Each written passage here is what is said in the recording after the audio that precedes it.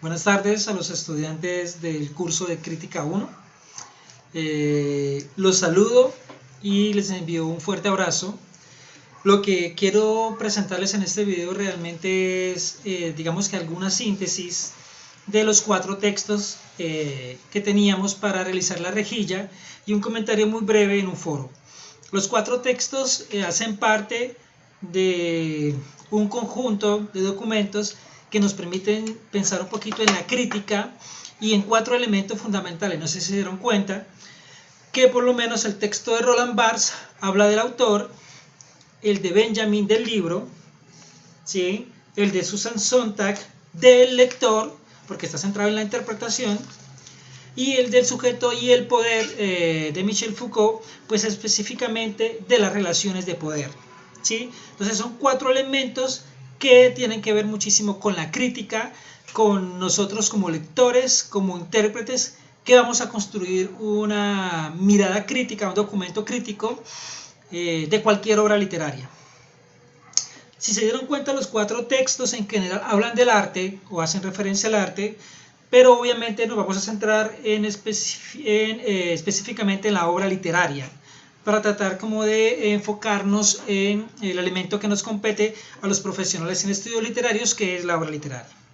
Vamos a presentarlos en orden cronológico, ¿sí? La idea es que tengan claridad un poco de las ideas principales de estos autores. Lo que pude percibir en los foros es que algunos tienen claras ideas del texto de Roland Barthes y del texto de Susan Sontag, no tanto del texto del sujeto y el poder de Michel Foucault. Ahí veo que ya hay algunas dificultades y muchas más en el texto de Walter Benjamin de la obra de arte en la época de su reproductibilidad técnica. Entonces, como les dije, vamos a ir por orden cronológico para determinar por qué son importantes estos textos.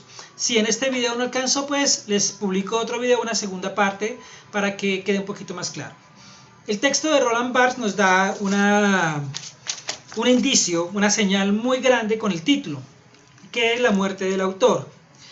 Voy a explicarlo en términos muy generales. Lo primero que quiero que se den cuenta con este documento, o que quería que se dieran cuenta, es que es importante para la crítica dejar de pensar en el autor, ¿sí? En el escritor, si lo quieren llamar así también, y pensar más en el narrador, ¿sí?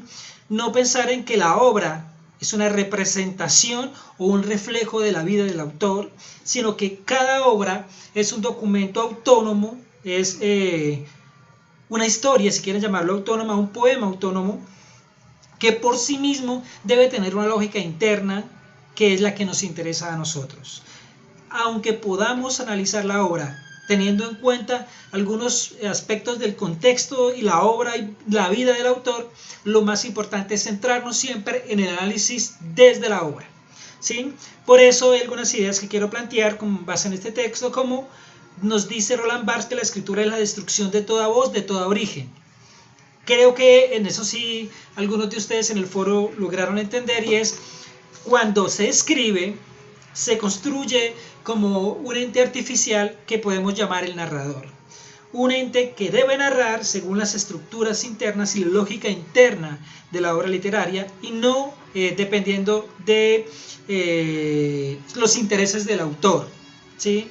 No dependiendo de la vida del autor. Por eso es que se habla de la muerte del autor. Dice Barthes que el autor entra en su propia muerte cuando comienza la escritura, ¿sí? Y por eso tenemos que alejarnos de pensar en que es un reflejo de la vida del autor. Nos debe dejar de interesar directamente las confidencias. Debemos pensar en la obra, ¿sí? Pensar en lo que se representa en la obra desde la obra misma. Debemos pensar en que las palabras no se pueden, como dice Roland Barthes, explicar sino a través de las palabras. Entonces es muy importante que tengamos en cuenta eso.